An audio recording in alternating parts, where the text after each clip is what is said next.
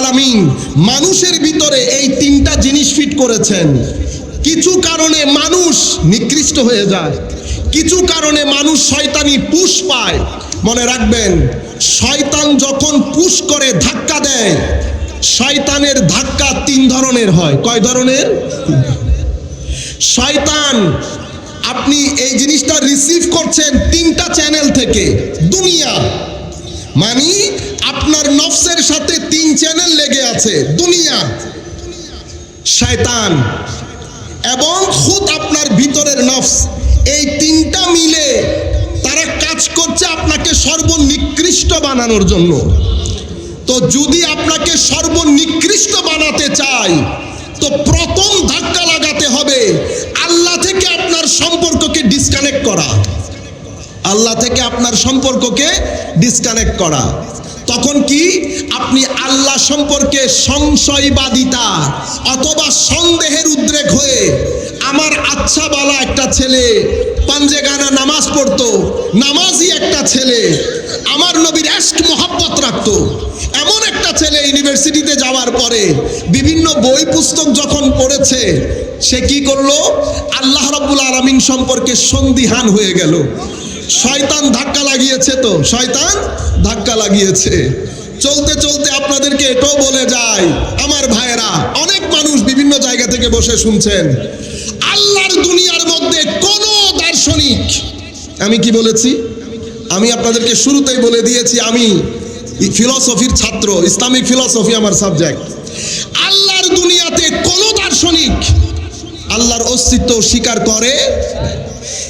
আপনি যদি ছোটখাটো দার্শনিকের নাম বলেন, তো ওগুলা আমার কাছে কনসিডারেবল না।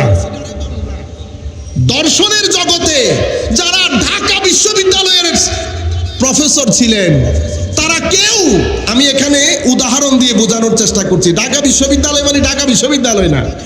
দর্শনের জগতে যারা প্রথম সারির দার্শনিক, যাদের প্রভাব পরবর্তী প্রজন্মের উপর, পরবর্তীতে যারাই দার্শনিক হিসেবে এসেছে, তারা ওনাদেরকে ইমাম মেনে নিয়েছে। এমন কোন দার্শনিক আল্লাহর অস্তিত্ব স্বীকার করে? ফারাক শুধু এতটুকুন, কেউ বলেছে মহাবিশ্বই স্রষ্টা, আর কেউ বলেছে মহাবিশ্বের একজন স্রষ্টা আছে, আপনি স্রষ্টা থেকে বের হতে পারেন নাই। আমরা বলছি মহাবিশ্ব স্রষ্টা না, মহাবিশ্বের একজন স্রষ্টা আছে। আমি আপনাদেরকে বলতে চাচ্ছি, স্রষ্টা থেকে আপনি বের হতে পারবেন না, আপনি এটা এফোর্ড করতে পারবেন না, আপনি এটা এফোর্ড করতে পারবেন না। কিন্তু আপনি যদি টুকটাক ছোটখাটো বই পড়েন, আমি কিছুক্ষণ পরে কোরআনের সম্পর্কে তুলে ধরলে তখন আপনি বুঝবেন। টুকটাক ছোটখাটো বই পড়ে আমার ছেলেটা কনফিউজড হয়ে গেছে না?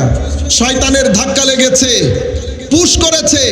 কারণ সর্বনিকৃষ্ট হওয়ার জন্য যেই জায়গা থেকে পচনটা শুরু হতে হয়, সেটা হচ্ছে আকীদা, সেটা হচ্ছে আকীদা। তিন ধরনের সর্বনিকৃষ্ট হওয়ার জন্য আপনার শরীরের মানে ভিতরের তিনটা অর্গানের মধ্যে পচন ধরতে হয়। নাম্বার 1 আকীদা, নাম্বার 2 আমল, নাম্বার 3 চরিত্র। এই তিনটা হচ্ছে আপনার ভিতরের অর্গান, যেগুলো আপনাকে সর্বশ্রেষ্ঠ বানায়। আবার এই তিনটা অর্গানের মধ্যে যদি পচন ধরে, তো আপনি সর্বনিকৃষ্ট হন। প্রথম অর্গান কোনটা? আকীদা। আকীদার মধ্যে প্রথম ধাক্কা লাগায় লা ইলাহা ইল্লাল্লাহর উপর। বুঝতে পেরেছেন? কিন্তু যখন লাগিয়েছে, দেখে যে না মজবুত। কেন মজবুত? হয় পরিবার এই ক্ষেত্রে শক্ত, অথবা ওনার মসজিদের ইমাম ও খতিবের সোহবত আছে, কোন আলেমের রব্বানির সোহবত আছে। শয়তান ধাক্কা দিয়ে পারে নাই, কাবু করতে পারে নাই। এরপরে দ্বিতীয় ধাক্কা মুহাম্মাদুর রাসূলুল্লাহ সাল্লাল্লাহু আলাইহি ওয়াসাল্লাম, দ্বিতীয় ধাক্কা লাগিয়েছে। এখন দ্বিতীয় ধাক্কাটা দুই ধরনের হয়, দুই ধরনের। প্রথমে ধাক্কা লাগিয়েছে, সেই ধাক্কাটা কি? প্রথমে সরাসরি ইনকারের জন্য না, নবী পাক অনুসরণ করলে হয়, মহব্বতের দরকার নাই। মহব্বতের দরকার নাই। আমি আপনাদেরকে বলি, নবীর সাথে উম্মতের সম্পর্ক দুই ধরনের, 2 ডাইমেনশনাল। একটা হচ্ছে নবী পাকের ব্যক্তি সত্তার প্রতি বেহাত মহব্বত, একেবারে সর্বোচ্চ তাজিম, সম্মান, মহব্বত। কেন? এটা কোরআনের বাণী। সেটা কিসের বাণী? কোরআন আমাদেরকে বলছে আমানু বিহি ওয়া আযযারুহু। ঈমান নবী পাককে নবী হিসেবে মেনে নেওয়া এবং সর্বোচ্চ সম্মান করা। সর্বোচ্চ সম্মানের একটা প্যাটার্ন আমরা কোথায় পাই? সাহাবায়ে কেরামের জিন্দেগিতে। সর্বোচ্চ সম্মান বলতে কি? আমরা যখন সাহাবায়ে কেরামের জিন্দেগি পড়ি তো দেখলাম সাহাবায়ে কেরামের জিন্দেগিতে আমার নবী থুতু মুবারক সাহাবায়ে কেরাম নিয়ে মুখে আর বুকে লাগাতেন। আমার নবীর অজুর ব্যবহৃত পানি সাহাবায়ে কেরাম নিয়ে মুখে বুকে লাগাতেন। আমার নবীর চুল মুবারক সংরক্ষণ করতেন, নখ মুবারক সংরক্ষণ করতেন। আমার নবীর চেহারা মুবারকের দিকে তাকাতে পারতেন না। শুধু কি তাই? কেমন? হযরত আব্বাসকে জিজ্ঞেস করছেন, আপনি বড় বয়সে না রসুলে পাক বড়? আমরা হলে কি জবাব দিতাম?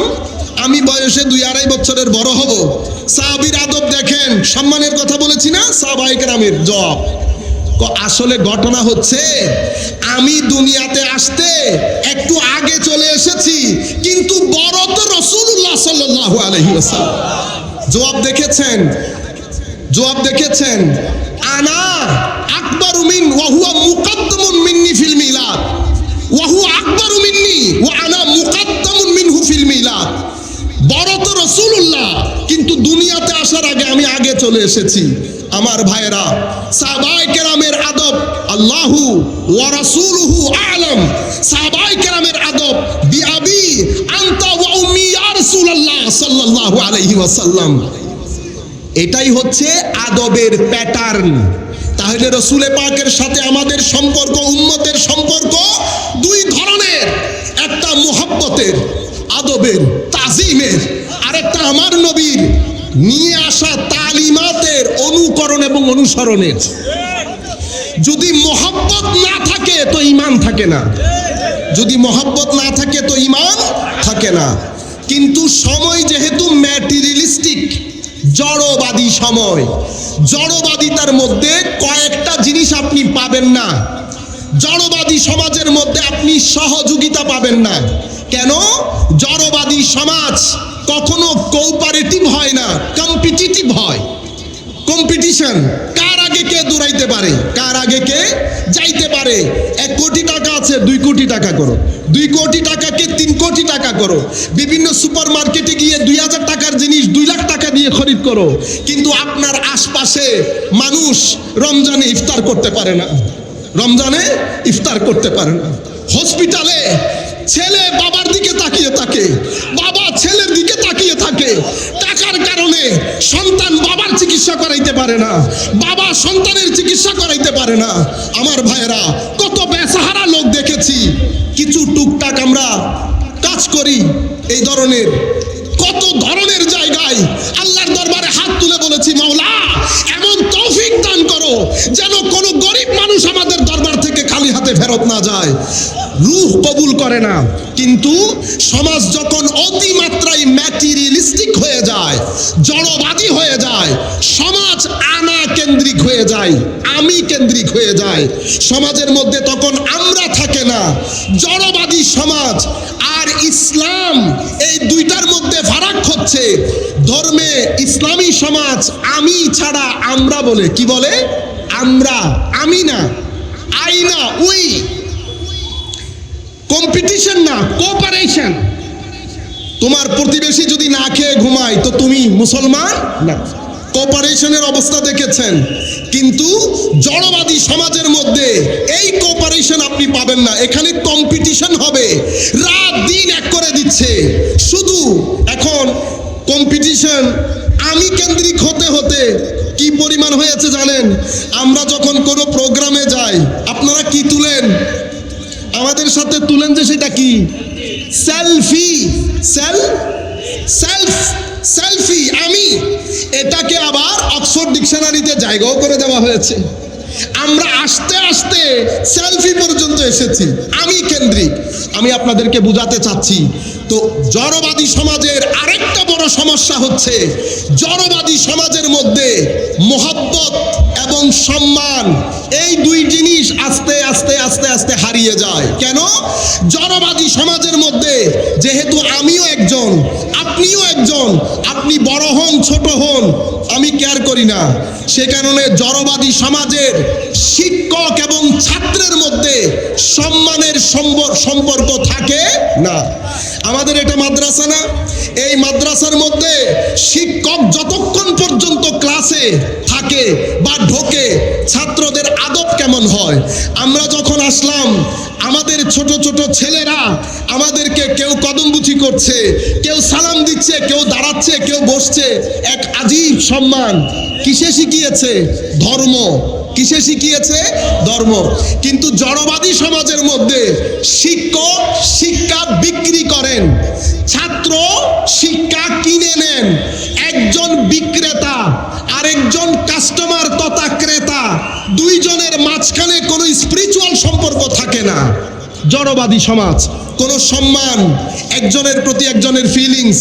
আমাদের ছেলেদের মধ্যে আমরা যেই ফিলিংস আমার মা বাবার জন্য ধারণ করি, বর্তমানে যাদের বয়স 10-15 বছর তারা ধারণ করে না। মনে রাখবেন, মা বাবাকে সম্মান না করলে গুনাহে কবিরা হয়, আর সেই সম্মান যদি আমার নবীর শানে হানি ঘটে তো মানুষ ঈমানের দায়রা থেকে বের হয়ে যায়। জড়বাদী সমাজটা বুঝতে পেরেছেন আপনারা? মা বাবার সাথে সম্পর্ক, তাজিমের সম্পর্ক লুজ হয়ে যাচ্ছে। বড়দের প্রতি সম্পর্ক, এগুলা তো আমরা যেগুলা চোখে দেখি। আমার নবী বলছে, যেই ব্যক্তি বড়দেরকে সম্মান করে না, ছোটদেরকে স্নেহ করে না, সেই ব্যক্তি আমার দলভুক্ত না। লাইসা মিন্না, আমার দলভুক্ত না। তো বড়দেরকে সম্মান না করলে আপনি আমার নবীর দলভুক্ত না। আর যদি আপনি আমার নবীকে সম্মান না করেন, কোথায় যাবেন? সেই কারণে কিয়ামত পর্যন্ত আগত মুসলমানদেরকে আমার নবী শিক্ষা দেওয়ার জন্য ফারুক আজমের হাত ধরে বলেছেন, ফারুক, যতক্ষণ পর্যন্ত আমি তোমার কাছে সব কিছু থেকে বেশি মহব্বতের না হব, তুমি মুমিন হতে পারবে। কথা কোথায় ছিল? আমি এই কনসেপ্ট আপনাদেরকে বুঝালাম। তো শয়তান যখন অ্যাটাক করে, সে কি বলে? মহব্বত লাগবে না, শুধু অনুসরণ করলে হয়।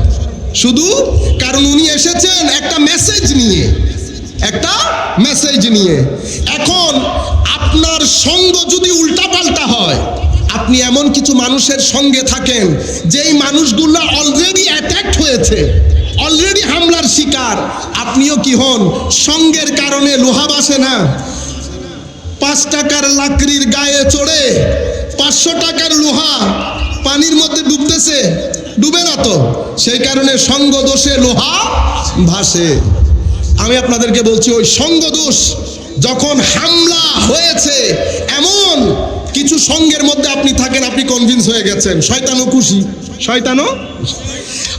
আর মহব্বত কেটে দিয়েছে। আর যদি দেখে মহব্বত কেটে দেওয়ার পরে আরেকটা জায়গায় সীসা ঢালাই করে দেয়, সেটা কোনটা?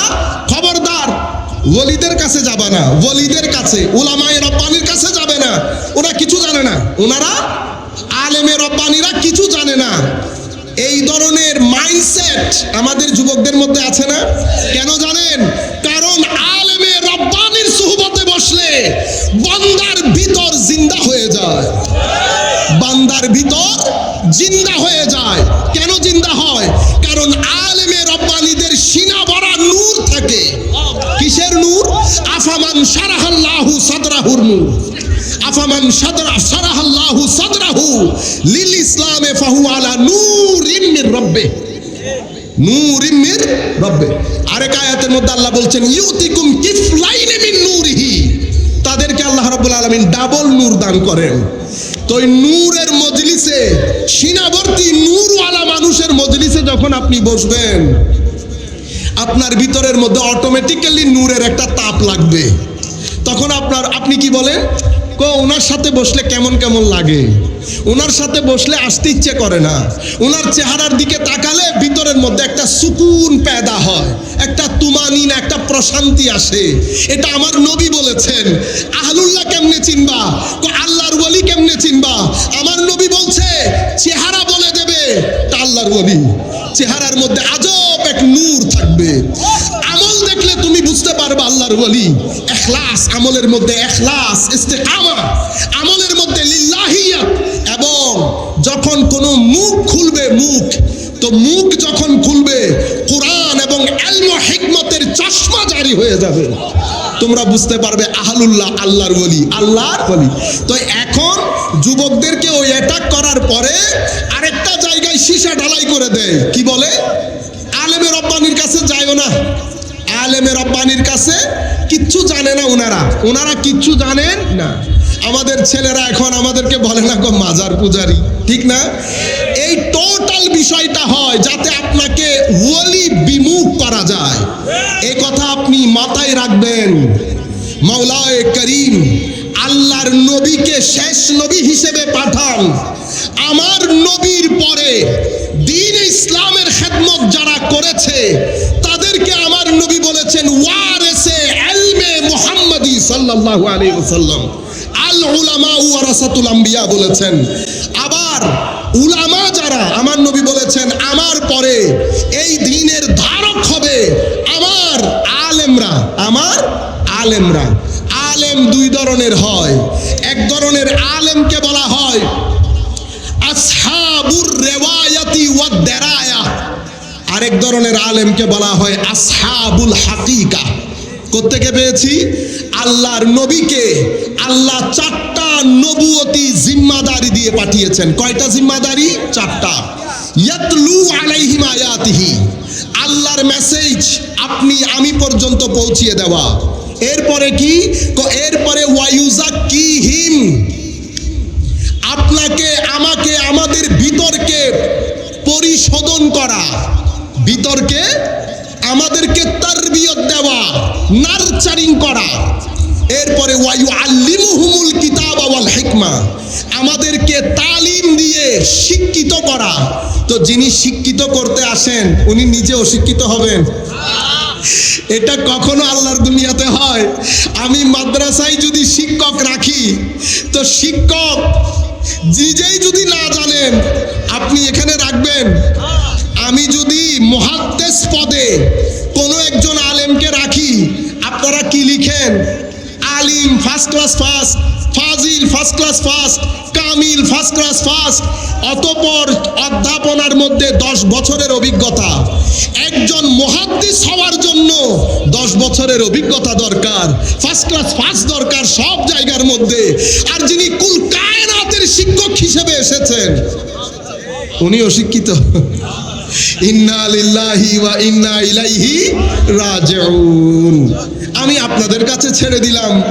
আর এটাও আপনাদেরকে বলে দেই, অনেক আলেম উলামা শুনছেন, আমি আপনাদেরকে বলে দেই আল্লাযীনা ইয়াত্তাবিউনার রাসূলান নাবিয়্যাল উম্মি, রাসূল, নবী এবং উম্মি। আমার নবীর ব্যক্তিত্বকে আল্লাহ আমার নবীর ব্যক্তিত্বের 3টা বৈশিষ্ট্যের বর্ণনা দিয়েছেন। আমার নবীকে কি বলা হয়েছে? রাসূল, অতঃপর নবী, অতঃপর উম্মি। এখন সেটা আমি আপনার গবেষণার খাতে ছেড়ে দিলাম। আপনি গবেষণা করে বের করেন রাসূল কাকে বলে, নবী কাকে বলে। যিনি রাসূল এবং নবী হন উনি উম্মি, যেই অর্থে আপনি উম্মি বলছেন সেই অর্থে উম্মি হতে পারে কিনা? আপনি যেই অর্থে উম্মি বলছেন সেই অর্থে উম্মি হতে হলে নবীকে আপনি নবী বলতে পারবেন না। কেন? কারণ নবী মুনাব্বা, যাকে বলা হয় মুআল্লাম, মানে যিনি ডিভাইনলি লিটারেট এবং এডুকেটেড, ওনাকে বলা হয় নবী। যিনি নবী হন উনি আপনার কথায় আপনি যেভাবে বুঝেন সেই অর্থে উম্মি হতে পারেন। আমি আপনার গবেষণার কাছে ছেড়ে দিলাম, আপনি গবেষণা করে বের করেন।